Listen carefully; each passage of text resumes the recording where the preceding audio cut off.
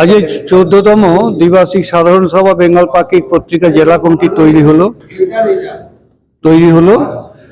সেখানে আমি অনেক অনুরোধ করেও ছাড়া পাইনি। আমাকে এবার নতুন করে আবার সভাপতি হিসেবে দায়িত্ব দেওয়া হয়েছে। আমাদের মোট 13 জনের একটি কমিটি হয়েছে।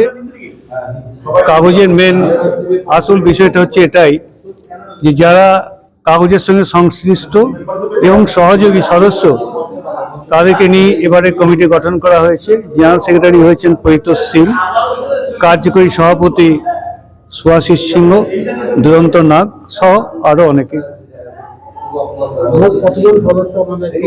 আমাদের মোট সদস্য হচ্ছে জেলা কমিটির হচ্ছে 69 জন। আমাদের হাজির হয়েছেন, খুব লজ্জাকর ব্যাপার, জোন 22 হাজির হয়েছে।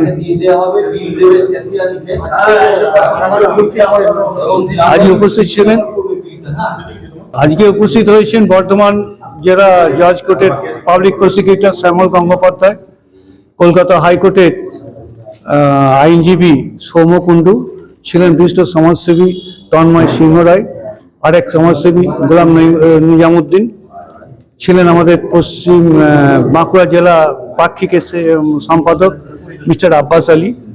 এছাড়াও সব রয়েছেন, সমস্ত জায়গা থেকে কিছু কিছু এসেছিলেন জেলার অন্তঃস্থল থেকে। গত বছরে 2 বছরের জন্য।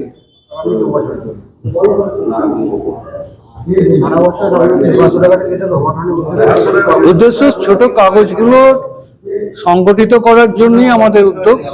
কাগজের স্বার্থে আমরা কাজ করব, এতদিন যা হয় করে এসেছি গত 25 বছর, আগামী দিনে এইভাবেই করব।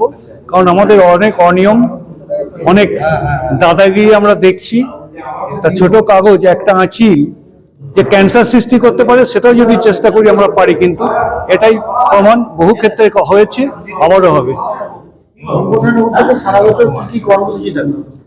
ধরুন মেইনলি বার্ষিক সভা যেমন থাকে, বিজয় সম্মেলনী থাকে, এবং সাংবাদিকদের কাজে দায় বিপদ প্রয়োজনে আমরা সবসময় কাজ করি।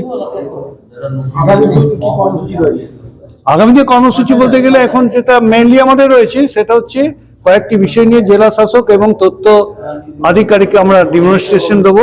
কারণ অনেক পক্ষপাতিত্ব নজরে আসছে, অনেক পক্ষপাতিত্ব সেখানে নজরে আসছে। এটাই আমাদের বলার আর কি।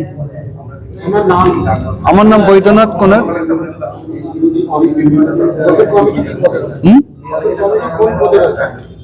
আমি সভাপতি হিসেবে আবার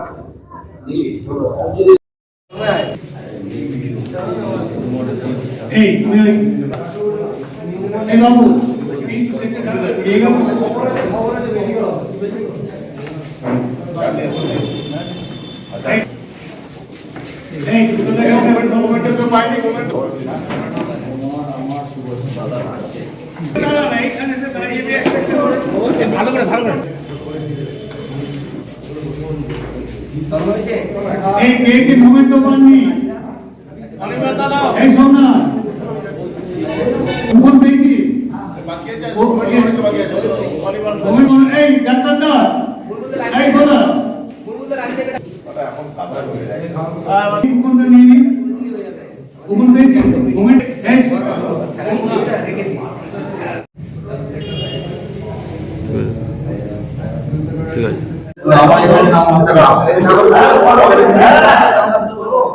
সেগুলো বলতে হবে তো